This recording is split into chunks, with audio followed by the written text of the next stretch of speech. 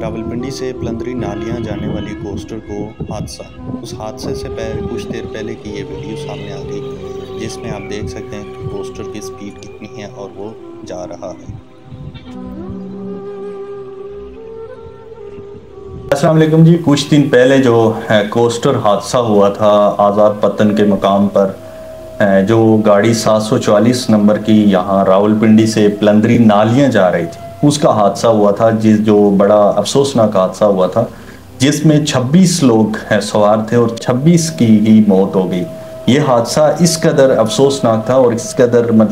ایسا حادثہ تھا کہ جس میں کوئی نہیں بچ سکا۔ اپنے ویڈیو دیکھیے تو یہ اسی کوسٹر کی ہے جو کچھ دیر پہلے کی یہ ویڈیو ہے، جب وہ یہاں سے پتن کے اس سائیڈ سے جا رہی تھی پلندری کی سائیڈ پہ، آپ ویڈیو میں دیکھ سکتے ہیں۔ اب یہ حادثہ ہونے کی وجہ کیا بنی، بہت سارے ذرائع سے ہم نے پتہ کرنے کی کوشش کی، کیونکہ گاڑی میں کوئی بھی شخص زندہ نہیں بچا جو بتا سکتا کہ گاڑی کے ایکسیڈنٹ ہونے کی وجہ کی۔ بندہ سب سے پہلے کوسٹر کے پاس پہنچا، جس کو پتہ چلا کہ یہاں پہ حادثہ ہوا ہے، تو اس نے بتایا ہمیں کہ ایک شخص جس کی عمر 45-50 کے لگ بھگ تھی، بزرگ آدمی تھے، تو وہ زخموں سے کرا رہے تھے اور ان کی حالت کافی زیادہ خراب تھی، لیکن وہ زندہ تھے۔ انہوں نے کچھ بات کرنے کی، انہوں نے کہا کہ ہم نے جو ان کو ریسکیو کرنے کی کوشش کی اور اوپر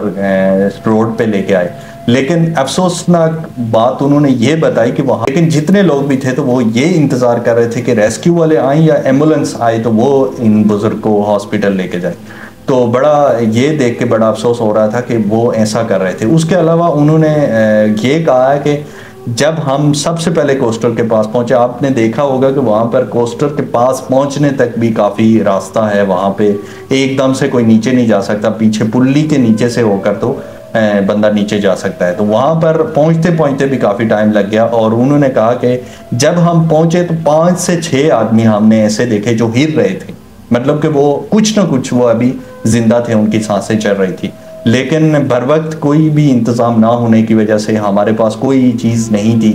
گاڑی کے ساتھ وہ چپکے ہوئے تھے اور گاڑی کو کاٹ کے نکالنا ان کو پاسبل تھا، اس طرح سے وہ نکل نہیں سکتے تھے، تو اس وجہ سے ان لوگوں کی بھی ڈیتھ ہو گئی۔ اور جتنے زیادہ کہ ڈیتھ ہوئی ہے تو صرف اس وجہ سے ہوئی ہے کہ ریسکیو کا کوئی انتظام نہیں تھا اور بر وقت کوئی پہنچ نہیں سکا، اور جتنے لوگ بھی اوپر کھڑے تھے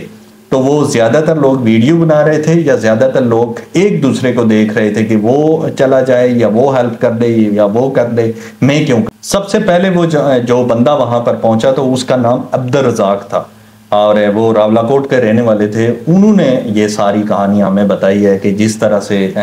میں سب سے پہلے پہنچا، مجھے نہیں پتا تھا، میں جیسے موڑ سے آیا تو ایک بائک والے نے ہمیں بتایا کہ یہاں سے ایک گاڑی کا ایکسیڈنٹ ہو گیا، تو ہم رکے اور پھر دیکھا کہ نیچے گاڑی پڑی ہوئی ہے۔ تو انہوں نے ہی بتایا کہ گاڑی کی جو حادثے کی جو وجہ بنی ہے، تو جہاں تک انہوں نے کیونکہ ساری چیزیں دیکھی ہیں، تو انہوں نے کہا کہ گاڑی کے ایکسیڈنٹ ہونے کی وجہ ہمیں یہ معلوم ہو رہی ہے کہ گاڑی اوور سپیڈ تھی، جس کی وجہ سے آپ اگر دیکھیں تو گاڑی یہاں سے روڈ کے نیچے اگر ایکسیڈنٹ آرام سے جاتی یا کوئی بھی بریک فیل ہوتی یا کچھ بھی ہوتا تو آرام سے نیچے چلی جاتی اور شاید کافی لوگ بچ بھی جاتے، لیکن گاڑی اوور سپیڈ ہونے کی وجہ سے وہاں جو سڑک ہے اس سے دوسری سائڈ دیوار پہ جا کے لگی اور وہاں سے پھر کلٹی ہو کے نیچے آئی ہے۔ اور وہ بتا رہے تھے کہ گاڑی پنڈی سے پلندری کی طرف جا رہی تھی، لیکن جب گرنے کے بعد اس کا منہ جو ہے تو وہ ایسا لگ رہا تھا کہ واپس پنڈی کی طرف جا رہی تھی، مطلب اتنے زور سے ایکسیڈنٹ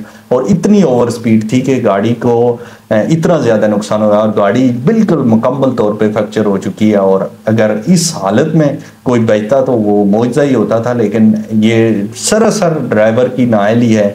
اللہ پاک سب کو جنت نصیب کرے، اور ڈرائیور بھی ہمارا بھائی تھا، وہ بھی بیچارہ اسی حادثے میں چلا گیا۔ میں کوئی بھی مسئلہ تھا تو اس کو پہلے کلیئر کرنا چاہیے تھا، اور خاص کر کے یہ جو اڈے والے ہوتے ہیں جو یہ گاڑیاں ایسی بیچتے ہیں یا پوری ذمہ داری کے ساتھ یہ اتنے لوگوں کو بٹھاتے ہیں۔ 26 لوگ تھے، 26 گھر اجڑ گئی، 26 لوگوں میں 5 یا 6 خواتین بتائی جا رہی ہیں، ایک بچہ تھا، اور باقی جو مرد حضرات تھے، کچھ بوڑھے تھے، کچھ جوان تھے، یہ سب جو ہے تو وہ لقمہ اجل بن گئے۔ تو اس کا حادثے کی ذمہ داری اب کوئی بھی قبول نہیں کر رہا ہے، مطلب کہ نہ اڈے والے قبول کر رہے ہیں، نہ ہماری جو کشمیر کی حکومت ہے وہ قبول کر رہی ہے، حادثے کی ذمہ داری کوئی بھی قبول نہیں کر رہا ہے، اور ان سب کی موت کا ذمہ دار کون ہے یہ بھی کچھ نہیں پتہ چل رہا ہے۔ یہاں پر آپ کو پتہ ہے کہ جس کی لاٹھی اسی کی بھینس۔